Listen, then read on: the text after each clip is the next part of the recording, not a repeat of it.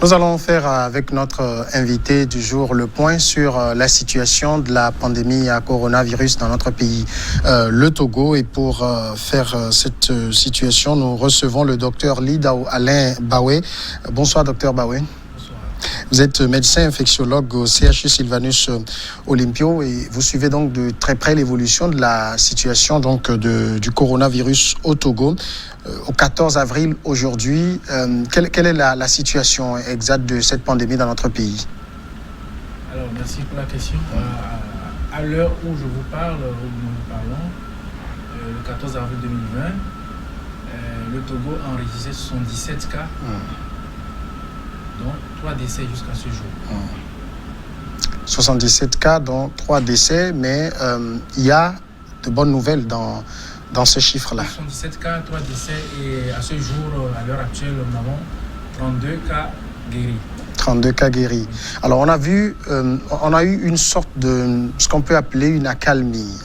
Dans le week-end, samedi, dimanche, on n'a eu aucun nouveau cas.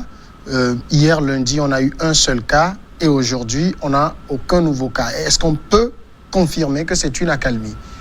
Oui, effectivement, depuis 3 jours, il y a une accalmie. Est-ce une accalmie traîtresse? Je ne sais pas. Ce qui est sûr, le nouveau cas qui a été enregistré, c'est depuis hier. Et jusqu'à ce jour, jusqu'à l'heure actuelle, on n'a plus de nouveaux cas. Alors, on espère que ça sera ainsi, mais on attend de voir un peu l'évolution parce qu'il y a beaucoup de prélèvements d'échantillons qui sont au niveau de l'institut d'hygiène et qui sont traités au jour le jour. Et on n'a pas encore tous les résultats des prélèvements parce qu'il y a beaucoup de prélèvements qui ont été faits à Sokodé.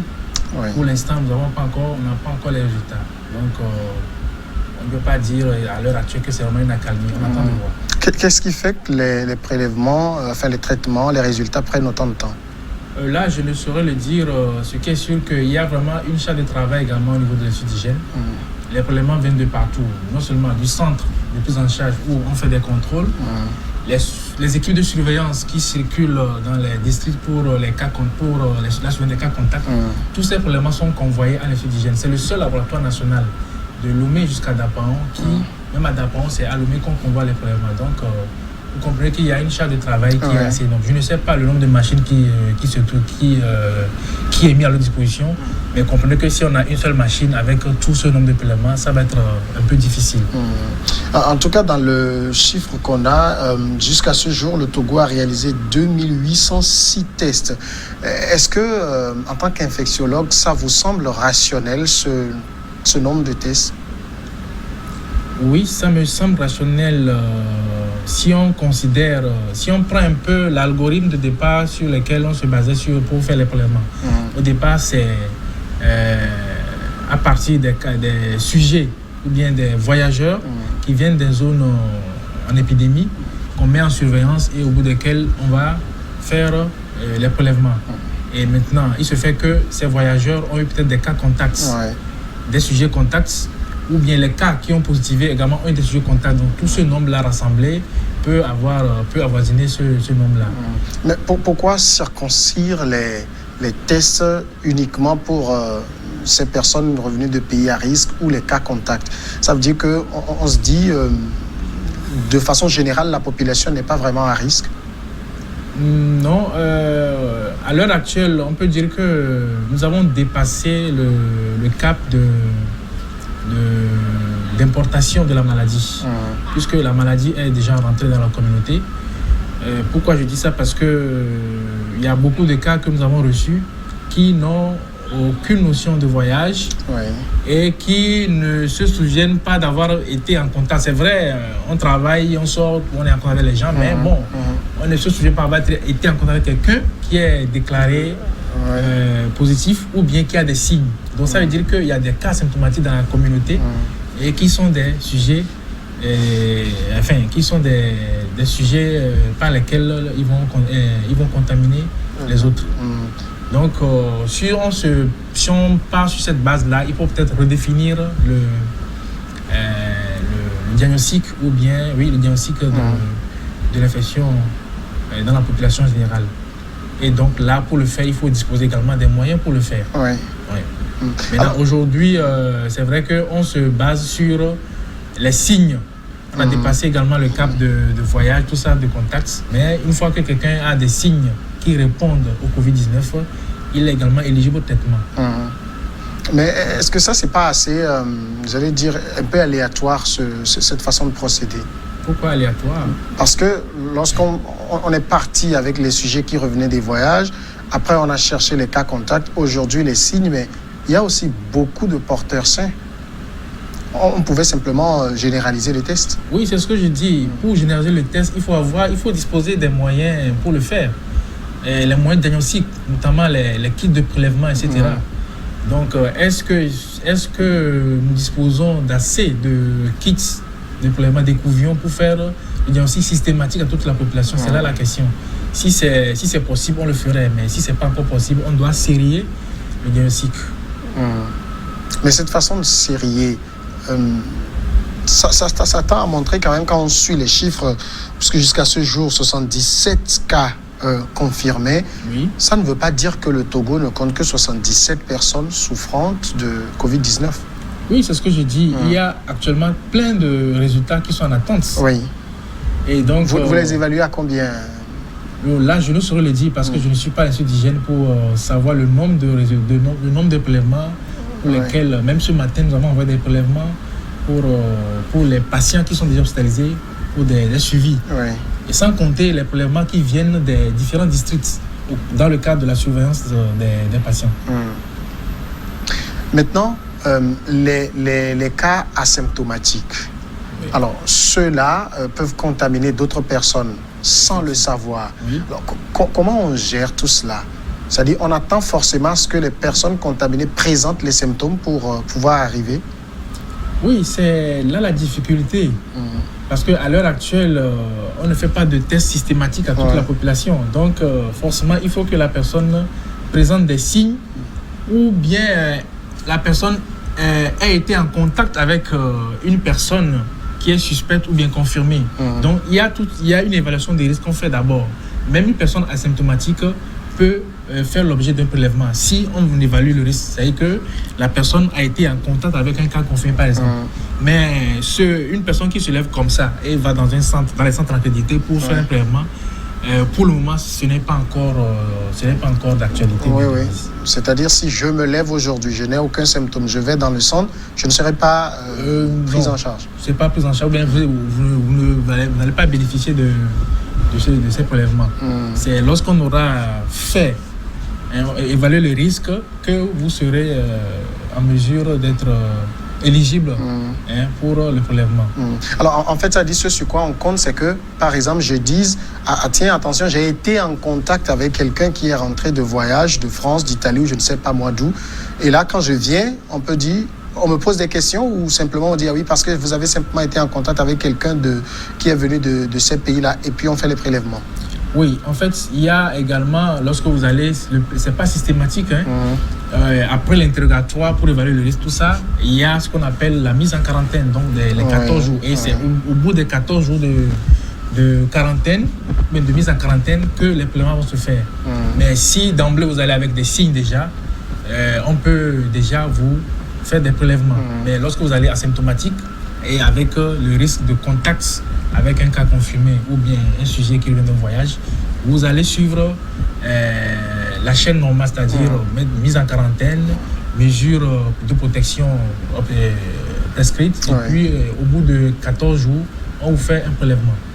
Les 14 jours dont on parle, c'est la période d'incubation, c'est que forcément, après 14 jours, vous présenterez des symptômes, c'est ça?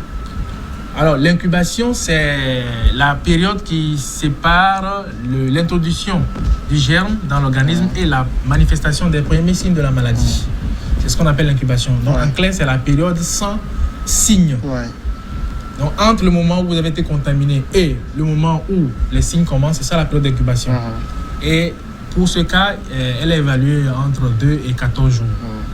Ça, c'est la moyenne et c'est ce qu'on a en général. Mais on a vu des écrits qui ont décrit des incubations au-delà de 14 jours. Mais aujourd'hui, la moyenne, c'est 14 jours. Ça peut être au-delà de 14 jours. Ce qui veut dire qu'après 14 jours ou 21 jours, moi je ne sais pas, on ne peut plus être asymptomatique? En principe, oui. Ou ça dépend des organismes? Oui, c'est ce que je dis. En principe, oui. Mais si on est figé sur les 14 jours, après 14 jours, on n'est plus en mesure de faire la maladie. Mais comme j'ai dit, il y a eu des publications ailleurs qui ont montré des incubations un peu plus longues. Ça, c'est des cas particuliers. Oui. Alors maintenant, au-delà de tout ça, ceux qui, par exemple, les 77 cas, c'est vrai qu'on a 32 guéris, on va faire également la situation sur eux. À quel moment dit-on que la personne est guérie? Alors, la guérison, elle est clinique et biologique. Mais ici, nous attardons sur la guérison biologique. Et on atteste une personne guérie lorsque on a 2 tests négatifs successivement. En ce moment, la personne est déclarée guérie. Et en fait, c'est l'élément primordial pour attester qu'une personne est guérie. Parce qu'on a vu les cas symptomatiques, les gens qui sont asymptomatiques, mais qui ont un test positif et qui vont être des sujets contaminants. Donc, c'est lorsque le test devient négatif 2 fois successifs, à un intervalle de 72 heures, et en ce moment, on déclare cette personne guérie. Alors, les gens qui sont guéris, ça, je vais faire le parallèle avec les 3 décès qu'on a eus. On nous a dit que les 3 personnes décédées, en tout cas pour les 2 premières personnes, présentaient des facteurs de comorbidité. Les 32 personnes guéries, c'est-à-dire c'était des personnes qui ont naturellement éliminé le virus ou bien c'est les traitements subis? Alors, il faut dire qu'au départ, le fameux protocole pour chloroquine, azithromycine n'était pas systématique à tous les patients. Oui. Et on avait défini des critères pour la mise du protocole, notamment les personnes âgées de plus de 60 ans et plus, les personnes qui présentent des comorbidités, c'est-à-dire qui ont des maladies chroniques déjà connues, un diabète, un asthme, une hypertension artérielle, tout ça, ces personnes d'emblée sont mises sous protocole. Et toutes les autres personnes qui n'ont rien ne sont pas sous protocole. Et la plupart des patients qui sont guéris, qui sont sortis, au départ, n'avaient pas bénéficié de ce protocole. Donc, ils ont naturellement fait leur maladie et ils ont guéri également naturellement. C'est récemment, avec, comme je dis, la pression médiatique et de la société, qu'on a introduit systématiquement aujourd'hui la chloroquine à tous les patients, qu'ils soient symptomatiques ou non. Ok, donc ça a été généralisé à tous les patients. Ça a été généralisé maintenant à tous les patients. Alors, ça veut dire que puisqu'on nous a dit, en tout cas dans le cadre de cette maladie, que 85% guérissaient naturellement avec simplement du repos. Oui. C'est confirmé aujourd'hui comme ça? Oui, c'est confirmé. C'est confirmé. Comme j'ai dit, la plupart de nos patients, au tout début, on était à plus d'une dizaine de patients qu'on a sortis et qui n'avaient bénéficié d'aucun traitement. Ils sont venus, ils étaient asymptomatiques, on a juste donné un lit et puis on les surveille jusqu'à ce qu'ils ne guérissent à l'issue des tests de contrôle qui sont revenus négatifs du séchement 2 fois. Alors, quand on est guéri, on est sorti totalement d'affaires ou on peut encore être réinfecté? Ah ouais, c'est là la grande question pour le Covid-19. Comme on l'a dit, c'est un nouveau virus que nous sommes en train de connaître. Oui. Habituellement, une infection virale, lorsqu'on guérit, on est guéri. Lorsqu'on guérit, c'est qu'on est guéri. Mais pour ce virus, il a été décrit des recontaminations. Et donc, on se dit qu'il y a des recontaminations qui sont possibles. Maintenant, la question qui se pose, les personnes qui sont guéries, lorsqu'on est guéri, c'est qu'on a des anticorps qui nous protègent. Alors, ces anticorps sont de quelle validité? C'est là la question qui se pose maintenant. En général, comme je dis, dans une infection virale, lorsqu'on a des anticorps, lorsqu'on guérit d'une infection virale, c'est une guérison qui est définitive. Les anticorps perdurent toute la vie. Mais dans ce cas, puisqu'il a été décrit des recontaminations, est-ce que c'est vraiment des recontaminations, point d'interrogation? Et donc là, ça fait appel maintenant à la validité de ces anticorps-là. Et donc la question est encore ouverte pour mieux cerner cette immunité à l'issue de la guérison. Alors, à part la chloroquine, en tout cas l'hydrochloroquine et l'azithromycine, il y a d'autres produits qui sont ajoutés ou bien c'est juste ce protocole qu'on suit? Non, c'est juste ce protocole qu'on suit. Ce protocole, c'est essentiellement destiné pour anéantir ou bien freiner la réplication virale. C'est l'hydroxychloroquine, la chloroquine et l'azithromycine. Mais à côté de ces 2 médicaments, il y a d'autres médicaments, mais ça, c'est juste un traitement symptomatique. C'est-à-dire que la personne qui a un mal de tête, qui a de la fièvre, on va lui donner un médicament pour calmer la fièvre, pour calmer les maux de tête, et ainsi de suite. Si la personne tousse, on lui donne un antitussif pour calmer la toux. Mais à la base, l'hydroxychloroquine et l'azithromycine, c'est juste c'est contre le virus, pour arrêter la réplication du virus. Ça a fait ses effets, c'est l'association de ces 2 médicaments? Bon, c'est vrai que ici, comme j'ai dit, chez nous, ici, les premiers cas n'ont pas eu besoin de ce protocole, mais ils sont guéris. Mais aujourd'hui, depuis un certain temps, on a commencé par mettre systématiquement ces 2 molécules-là aux patients. Maintenant, c'est de faire vraiment, des études pour vraiment prouver l'efficacité de ce protocole-là. Ce qui est sûr, l'efficacité, il y a une efficacité qui est prouvée au laboratoire in vitro. Vous savez, au laboratoire, ça a été prouvé d'après les recherches du professeur Raoult. Maintenant, au niveau chez l'homme, les réactions in vitro au laboratoire et lorsque le virus s'introduit dans l'organisme, c'est pas la même chose. Mais toujours est-il que sur les échantillons que le professeur français a testé, il y a quand même une efficacité. Mais la polémique ou bien la critique aujourd'hui, c'est que cet échantillon est vraiment très faible pour pouvoir dire que vraiment ce protocole est efficace ou pas. Et bon, on dit par exemple, si vraiment il était efficace, je ne dis pas qu'il n'est pas efficace, mais si vraiment il était efficace, pourquoi il y aurait eu autant de morts en Chine et actuellement en Italie et dans les autres pays. Donc, il y a une efficacité, c'est vrai, mais quel est le taux d'efficacité, le pourcentage d'efficacité? C'est ce qui reste à prouver. Alors, les 42 cas actifs qu'on a actuellement, aucun de ces 42 n'a de facteur de comorbidité? Oui, effectivement, il y a beaucoup de patients qui ont des facteurs de comorbidité. Les hypertendus, les diabétiques, les asthmatiques et également l'obésité. Et donc, comme je disais, toutes ces personnes-là, qu'elles soient asymptomatiques ou pas, d'emblée, elles sont éligibles au protocole azithromycine et hydroxychloroquine. Est-ce qu'on a déjà des guéris parmi des gens qui présentaient des comorbidités? Oui, bien sûr. On a eu des guéris. On a eu des diabétiques qui sont guéris, qui sont rentrés, qui n'avaient rien, qui sont guéris.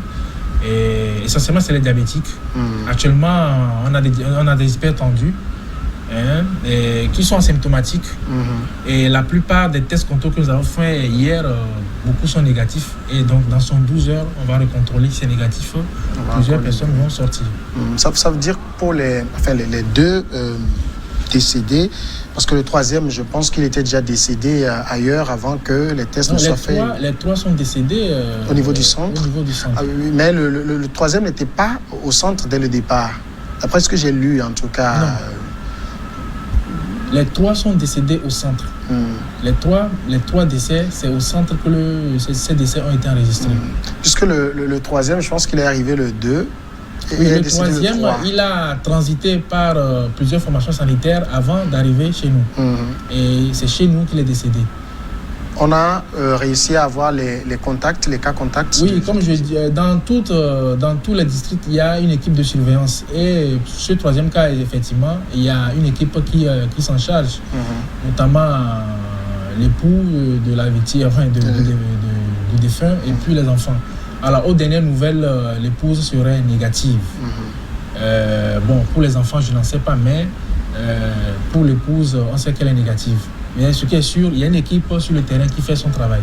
Et dès qu'il y a une positivité, c'est au centre, au CHLME commune qui est le point de chute.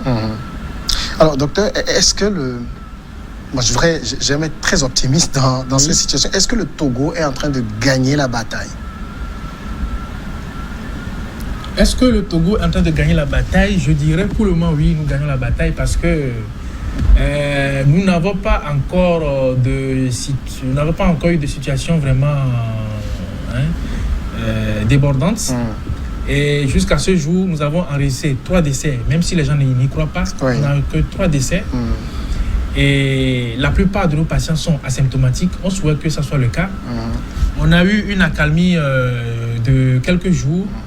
Bon, on souhaite que ça soit le cas, mais bon, on ne crie pas pour le moment victoire. Parce que, comme je dis, il y a beaucoup de résultats qui sont en attente. Et vous savez également que, peut-être vous aurez appris qu'il y a une équipe qui a été dépêchée à Sokodé, parce qu'il y a eu beaucoup de cas positifs là-bas qu'on a ramenés à Lomé. Et donc, on se dit que c'est une zone à risque.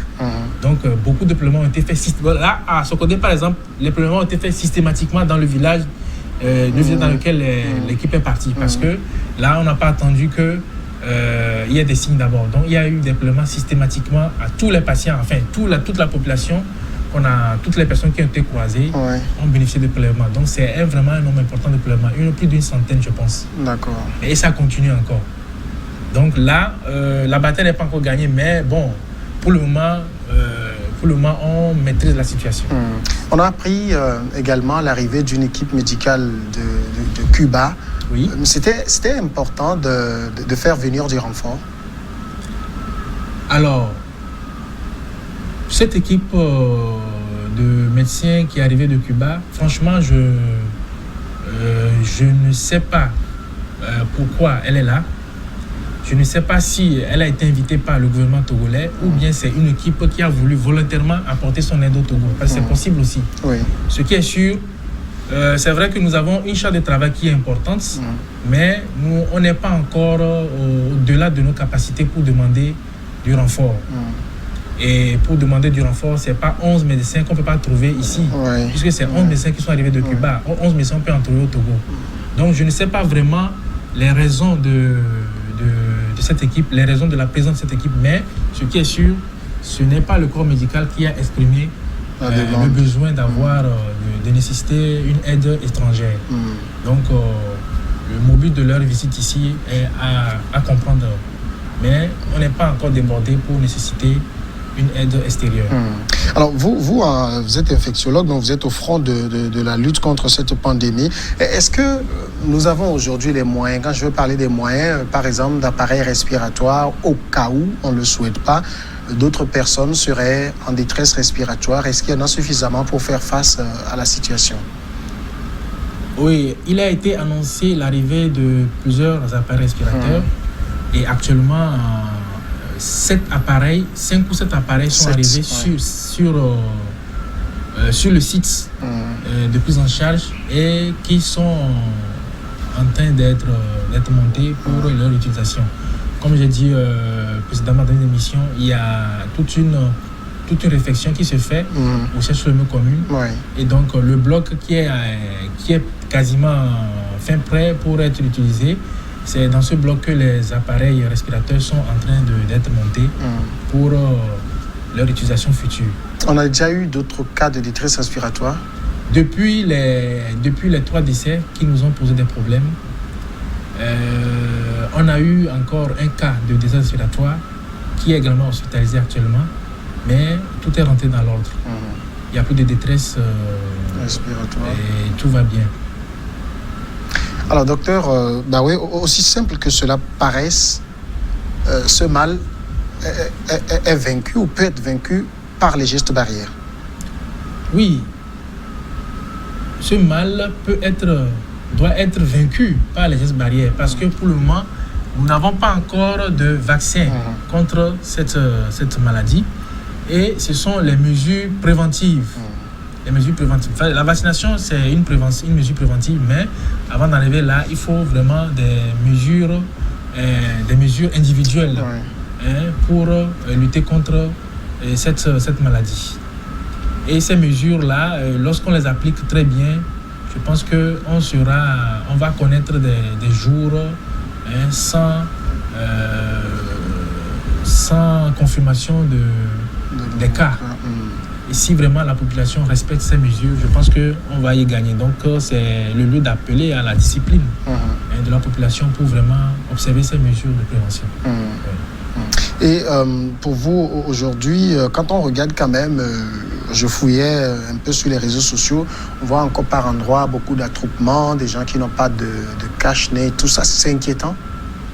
Oui, c'est inquiétant. C'est inquiétant parce que la distanciation sociale est une mesure phare dans la lutte contre cette infection. Et lorsqu'il vraiment il est difficile d'avoir cette distanciation sociale, il faut quand même porter des masques. Ouais. Mais le port du masque n'exclut pas la distanciation sociale. Ouais. Donc, ce sont des mesures qui vont de pair. Mais le plus important, c'est la distanciation sociale. Et lorsqu'on voit dans la circulation les gens qui sont encore attroupés, on se dit qu'on a encore du pain sur la planche, encore du boulot. Ouais. Notamment la sensibilisation pour faire comprendre aux gens que c'est vraiment important d'observer ces mesures-là. C'est très important. Pour vous qui êtes du corps, vous avez des informations sur un vaccin, c'est imminent? Bon, franchement, un vaccin imminent, je ne saurais le dire, mais il y a quand même des vaccins candidats. Oui. D'accord?